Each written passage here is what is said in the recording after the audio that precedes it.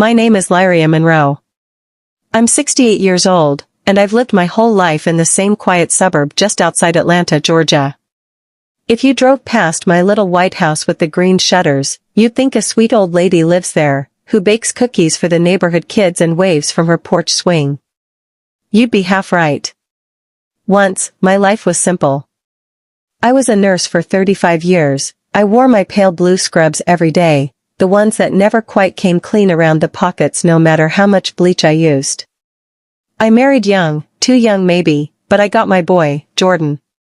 He was my whole world from the moment I first held him in the delivery room. He weighed 7 pounds, 2 ounces. I still remember how small his fingers were when he grabbed my pinky. I remember how the nurses wrapped him in that thin hospital blanket with the faded pink and blue. People think raising a baby alone is hard, they're right. His father left when Jordan was barely a year old. No child support, no birthday cards. It was just me, my boy, and my double shifts at the hospital. I learned to make every dollar stretch. On Saturdays, I'd take Jordan down to the farmer's market in my old brown Ford Taurus. He'd pick out peaches, fresh corn, and every Sunday, I'd make his favorite, sweet cornbread and collard greens with smoked turkey necks. He loved my cooking. I did everything for him. Bought him new sneakers when my own shoes had holes. Paid for braces when he begged me to. Sat in the bleachers at his basketball games in my pale blue nurse uniform, clapping till my hands went numb. When he got into college, Georgia State, I cried for a week straight. I worked overtime to cover what his little scholarship didn't. No fancy dorm for Jordan, he lived at home, and I made him breakfast every morning, scrambled eggs, toast with too much butter, a big glass of orange juice. He always left the crust on the plate, but I didn't mind. When I was 50, the diabetes came knocking. My mother had it, so did my grandmother. I always knew it would find me too, eventually. I tried to watch my sugar, tried to eat right, but years of bad habits, cheap food, and too many night shifts catch up to a woman. Still, I kept working. I needed the insurance. Needed to keep that college fund alive. When my feet started to go numb, I told no one. Just bought better shoes. When the ulcers came, I wrapped them myself with sterile gauze. Nurses don't always take care of themselves the way they care for others. I thought Jordan would take care of me one day. After all, I'd given him everything. After college, Jordan changed. He got slick. He dressed sharper, suits with shiny ties, expensive loafers instead of his old Nike sneakers. He worked at a bank downtown, assistant branch manager, he bragged. When he turned 26, he asked me to sign some papers. He told me they were for investment protection, said if anything happened to me, he'd make sure the house was safe, the little savings I'd tucked away, my pension. I trusted him. He was my baby. My only family. I didn't read the fine print. I didn't call my old friend Martha, the lawyer down the street. I just signed. And Jordan kissed my cheek like he always did when he was 5. 6 months later, I got the letter. My house, my safe little white house with the green shutters, was no longer mine. Jordan had sold it to cover his gambling debts. He'd drained my accounts dry too, every penny I'd saved, gone. When I confronted him, he wouldn't even look me in the eye. He just said, "It's complicated, Mama. I'll fix it."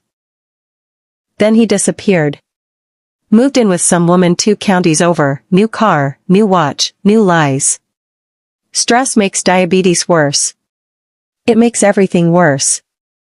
I stopped sleeping.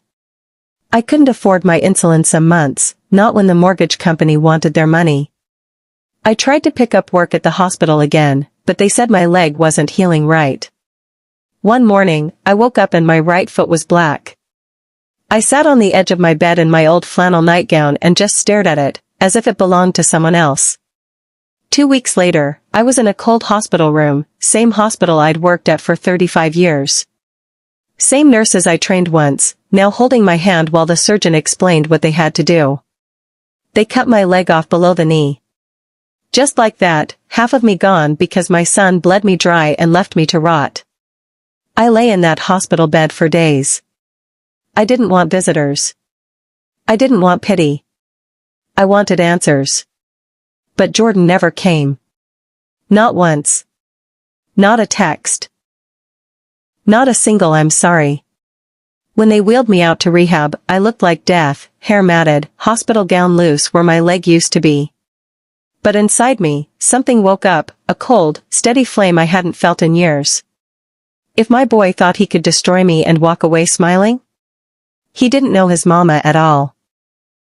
Before I tell you how I planned it all, you need to know about Jordan's last lie. The worst one. The one that nearly broke what little was left of my spirit.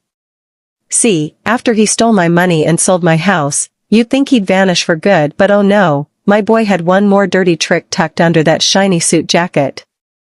When I was still in that tiny rented apartment, trying to figure out how to pay for my insulin and cheap meals, Jordan came knocking one night. Just after sunset. I remember I was wearing my old flannel robe, sitting in my recliner with my stump throbbing like fire. He stood in my doorway with a bouquet of supermarket flowers, half wilted. He flashed that smile that used to melt me when he was 5 and brought me dandelions from the yard. "Mama, I'm sorry," he said. "I want to fix this. I want you to meet someone." I wanted so badly to believe him. I wanted my boy back. So I let him in. He sat me down and told me he'd found an investor. A big-shot real estate man who could flip my situation around. Said if I'd just sign one more document, they'd buy me a better house, pay off my medical bills, get me a fancy new prosthetic. I sat there in my ragged robe, my stump wrapped in a dish towel because I'd run out of clean gauze that week, and I listened to my only child spin me a fairy tale. I asked him to explain it twice. He pulled out charts, fancy printouts with pie graphs I couldn't read well in that dim lamplight. He told me if I trusted him, he'd make it all right again. My hands were trembling when I held the pen. I could hear my mother's voice in my head, "Never sign nothing you don't understand, Lyria." But Jordan kept smiling, kept calling me mama, kept squeezing my shoulder. So I signed. A week later, I found out I hadn't signed an investment agreement. I'd signed over the rights to my old life insurance policy, the one I'd had since I was 25. That policy, worth $80,000 if I died, now belonged to him. My boy bet on me dying. He knew my diabetes was getting worse. He knew about the infection in my leg before the amputation. He knew if the gangrene spread, if I didn't make it, he'd get one last payout. My own son turned me into his lottery ticket. When the leg came off, when I woke up and saw that stump where my knee used to be, I knew why he never visited. He was waiting for a call from the funeral home instead. That broke me for a minute. I won't lie. I lay awake nights in that apartment, the whole room smelling like stale toast and disinfectant, and wondered if it'd be easier to just let go. Just drift away and leave him the payout he wanted so bad. But I'm stubborn. Monroe women don't die easy. If my son wanted my life to be his cash out, I'd make sure he paid for every drop of blood, every vein of sugar in my poisoned body. That was the night I stopped praying for him, and started planning for me. And that's how I found my spine, or what was left of it, and wrote the plan that would ruin him for good. When I got home, the tiny rented apartment my friend Martha found for me, I sat at my little kitchen table and made a list. I couldn't get my leg back. But I'd get my dignity. I'd get my money, and I'd make Jordan feel every ounce of pain he handed me. I called Martha. I called the sheriff. I called an old coworker at the bank who hated Jordan's guts. I gathered every scrap of paper, every email, every text. Martha told me there was enough for fraud, embezzlement, elder abuse. But that wasn't enough for me. I wanted him humiliated. So I pretended to forgive him. I called him up one night, my voice soft as pie. "Jordan, baby, Mama forgives you. Come see me. Let's fix this. I want to put it behind us." He came, wearing a new suit, fresh haircut, thinking he'd sweet talk his way into more money. I sat across from him in my old wooden chair, my stump wrapped in clean gauze, my hand steady. "You know what you took from me, Jordan?" I asked. He shrugged, gave me that fake grin. "Mama, don't start." I pulled out the folder, all the evidence, all the papers he'd forged, the loan sharks he'd lied to, the offshore gambling debts he thought I didn't know about. He went pale. For the first time since he was 5, I saw fear in his eyes. Jordan sat there, staring at the folder like it was poison. My hands were steady on my lap. I wore my favorite blue house dress, the one with little white flowers on it. My stump throbbed under the table, but I didn't flinch. I'd made him coffee, just like when he was a boy. Black, 2 sugars. He always liked it that way. I watched him wrap his greedy hands around my mug, the same mug I'd sipped from when I stayed up nights praying he'd get into college. "You ruined me, Jordan," I said, my voice calm like I was reading off a grocery list. "You sold my house. You took my savings. Because of you, my leg is gone. And you left me to rot." He tried to grin again, tried that smooth charm. "Mama, come on now, don't be dramatic. We can fix it. Just let me explain." I slammed my palm on the table so hard my coffee rattled. For the first time in his sorry life, I saw him flinch. "Fix it? Oh, baby, it's already fixed." I slid the recorder across the table. A tiny black thing, cheap but powerful. I'd recorded every word. Every lie. Every slip. The next morning, I dressed myself up proper. Pulled on my best church hat, pinned my wig just right, slipped my stump into the prosthetic the VA paid for, bless them. It still hurt like the devil, but pain don't stop a woman with rage in her bones. I went down to the county courthouse. Rolled in with Martha at my side, my warrior in a black pantsuit and sensible shoes. By sundown, the sheriff's car was pulling up outside Jordan's shiny condo. They took him out in cuffs while his new woman stood in the doorway with her mascara running. He didn't look so slick then, no fancy suit could hide the shame when the neighbors came outside to watch. But that wasn't enough for me. I needed everyone to know who Jordan Monroe really was. So I did what any old Southern woman with a working phone and a mean streak does, I called my church ladies. They spread that story like wildfire. Bible study? They knew. Choir practice? They knew. The nail salon? Knew by Friday. There wasn't a soul in our zip code who didn't know that my only son robbed his own mama blind and left her to lose her leg. His fancy friends at the bank? Gone. His girlfriend? Packed her bags. By Christmas, he was out on bail, jobless, living in a motel on the edge of town. And me? I bought my little White House back at auction.